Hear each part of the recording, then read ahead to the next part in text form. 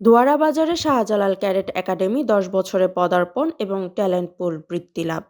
সুনামগঞ্জের দোয়ারা বাজার উপজেলার বাংলা বাজার ইউনিয়নের সীমান্তে বাঁশতলা হকনগর বাজারে শাহজালাল ক্যাডেট একাডেমি স্কুলটি ৯ বছর অতিক্রম করে ১০ বছরে পূর্তি উপলক্ষে ক্রেস্ট বিতরণ করা হয়েছে।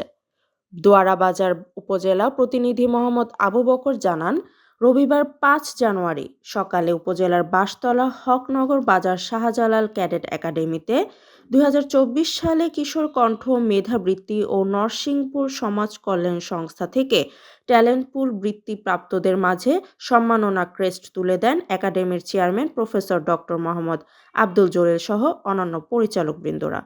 আগামীতেও এই সফলতার ধারা অব্যাহত থাকবে বলে আশা ব্যক্ত করেন একাডেমির chairman professor doctor Mohammad Abdul Jalil.